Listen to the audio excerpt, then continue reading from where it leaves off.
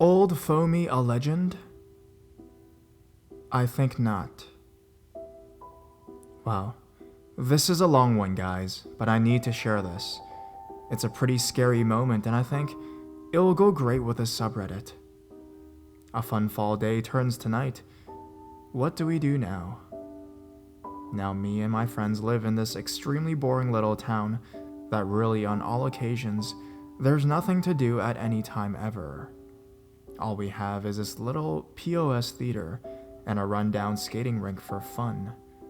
Everyone in our town has heard of the legend of Old Foamy, and we decided we'll look more into it.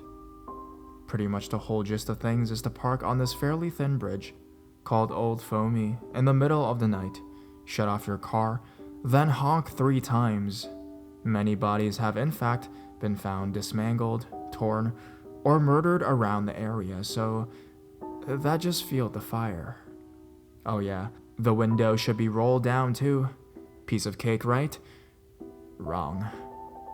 After doing said ritual, the beast labeled Old Foamy, the name the beast received from the bridge, which makes the water foam up when water rolls through it, is supposed to appear, smash on top of your car, or throw dead animals at you.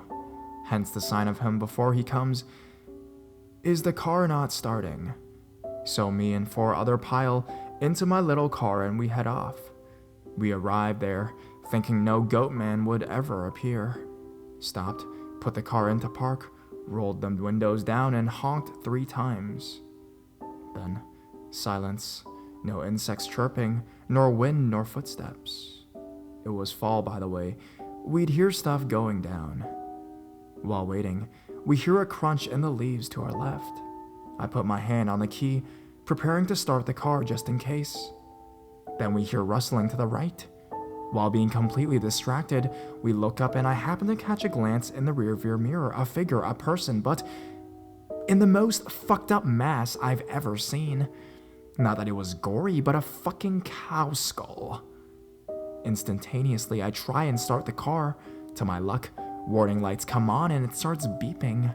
My power windows wouldn't even work, as well as screaming many vulgarities and trying to get my car started. Little did I notice the figure moving closer. So close, I bet he could touch the back of my car. While hearing more wrestling in the woods and everyone in the car completely flipping all kinds of, I finally get the car to start, put it in drive and get the hell out of there. But as we're pulling away, there were more to the side of us, 3 on the left that I saw, and Chris said he saw 2 more on the right. All with hoods, except for Mr. Cow Skull behind, all staring and waiting as we hauled out of there. Later did we know that there was more behind that place than a 7-foot goat man. Apparently the area is known for satanic rituals and other cult-like actions to occur. If we would have known that, I would have never thought to come there. That was truly the scariest moment of my life, and I will never ever do that again. Glad they didn't screw us over. Thanks for reading.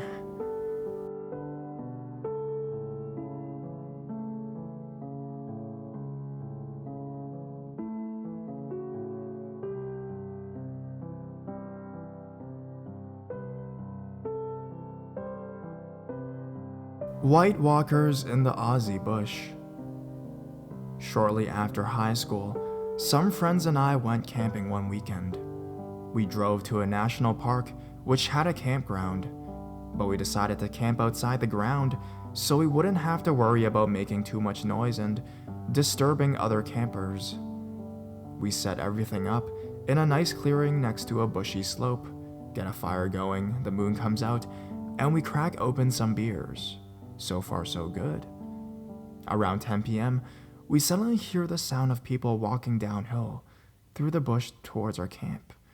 This puts us on guard, but we weren't too concerned because it's a popular park and we figured it's just more campers making the most of the long weekend. We all keep our eyes trained towards the sound, and soon enough, the people arrive at the bottom of the slope. But they don't cross the tree line into the clearing, they just stop in a huddle, and it's hard to make out the details, but it looks like there's about 6 figures. Somewhat oddly, all of them are dressed in white, and the moonlight reflecting off the garments gives them an eerie glow. I can sense my friends are starting to feel as nervous as I am. My friend D tries to ease the tension and calls out to the group in a friendly way. "Hey, how's it going?" They don't reply. D keeps calling out to them, stuff like, "We're just enjoying some beers here, it's a beautiful night. What are you up to?" They don't reply. Eventually, one of the figures emerges from the tree line and walks towards us. He stops just beyond the light from our fire and stands there staring down at us. D babbles at him for a few seconds with more nervous banter, but the man cuts D off mid-sentence. "How long will you be here for?" he asked, really low and slow, so we can't make out his accent or tone, but he certainly doesn't sound friendly. We were originally going to camp for 2 nights, but I have a bad feeling now for obvious reasons, and I blurt out, "Oh, we're not hanging around, we're just gonna leave first thing in the morning." My friends murmur agreement, and the guy says nothing, but just keeps staring down at us. I notice his clothes in more detail now. As mentioned, they were all white, but the top was kind of like a loose, plain baseball jersey, only made from a thin cottonish material. This is odd because the night is fairly cool. Cool enough that I can see the man's breath and he should be freezing. But whatever, he just keeps staring and I can hear the other people from his group shuffling in their spot behind the tree line. Finally, the man speaks again. "You're leaving tomorrow morning." It's not a question. We all agree, panicky now. Yes, we're leaving tomorrow." Apparently satisfied, the man turns away and walks back to his group. They all start making their way back up the slope. My friends and I say very little until we can't hear the group anymore, and even when they're totally out of earshot, we speak in nervous whispers. What the fuck was all that about? Man, some people are weird. We try to chill out, get some music going, crack some beers, but we're shaken up now, and what's more, we feel like we're being watched. We think the group must have parked up a slope somewhere, scoping us out. So much for a fun night of drinking and bullshitting. We're too wound up, and we end up crawling into the tents, where we spend the night bunkered down like mice hiding from a cat. We get up early and leave immediately. The whole time we're trekking back to the car park, we feel like we're being trailed. The sensation of being watched never leaves us. Once we're loaded into the car and on the road, we finally relax. Man, that was some freaky shit last night. We go over it all, kind of in an excited, weird way, considering different theories, meth heads, occult Satanists, but why would Satanists dress in all white? It's almost amusing now we're out of danger. We stop at the town nearest the park. It's a real bumfuck nowhere kind of place.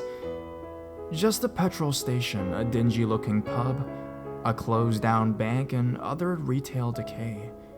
We pull into the petrol station for snacks, and the guy manning the counter looks like a bit of a hard ass, but we chat a bit, and he's friendly enough. We tell him about running into some weird people last night in the park, and he's very interested in that. He makes us explain in detail what happened. After he's heard our story, I expect him to laugh it off. Oh, they were just religious weirdos that camp out there sometimes, but he doesn't laugh. He gets all quiet and narrows his eyes. "You kids were really lucky last night," he says. And that right there is the scariest part of the story. Because he's a no bullshit cowboy type, and I can tell he's being deadly serious. We pay for our snacks and drive back to the city, never to return. Let's not fucking meet, okay? I've told this story a few times, and others often come up with kooky explanations, that those weird people were ghosts, or alien hybrids, or aboriginal spirits or something. This wasn't that though, they were real, flesh and blood people that we saw. There was nothing paranormal about it. I once came across a similar story on this forum. It happened in the USA, but it was almost exactly the same experience. And that's partly why I'm sharing my story here. I love to know about other similar encounters, if you have them.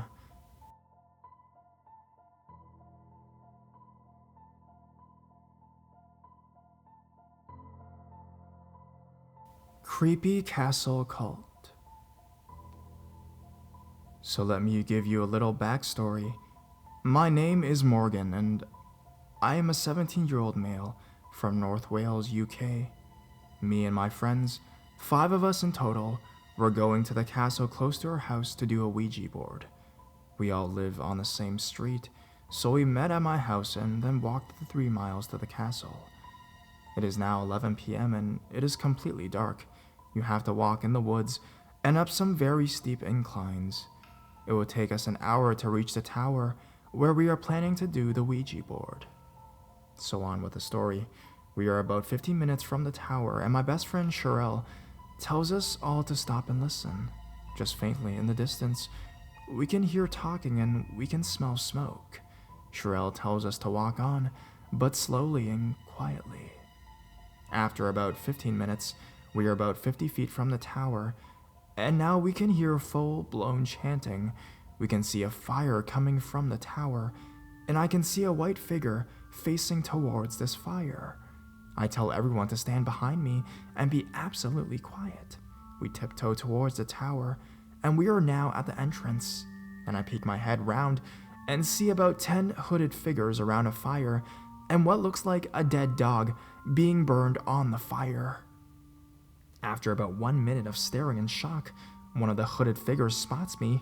He alerts the other figures, and before they start to come after me, I calmly walked away to my 4 absolutely terrified friends and quietly said, "Fucking run." So we did. We ran for our lives. I could hear the figures hot on our backsides. I started to cry. They were not saying anything, they were just bolting for us, fully covered in white hooded robes with 2 black holes where the eyes would be.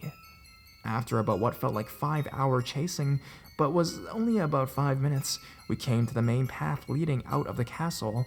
I looked behind me one more time and saw the last few figures walking back towards the tower. We still had another 45 minutes walking down the path leading through the woods and out of the castle. Presuming we were safe, we sat down, had a cigarette and a beer, and my friends David and Sherelle both went on to tell us that the hooded white figures were probably a cult. They explained what a cult was, and the hair stood up on the back of my neck. I have never been so disgusted and terrified in my life, but we soon changed the subject to lighten the mood, and eventually set back off. We arrived back at the entrance of the castle. We decided to get a taxi home, and I phoned the police. I told the police about what we all saw, and they said they'll look into it.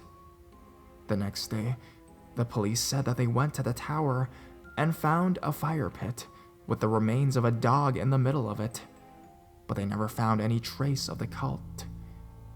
To this day, we haven't been back to the castle, and we don't plan on doing so. And to the cult who'd killed the poor dog and chased us, we all hope we never have to see you again.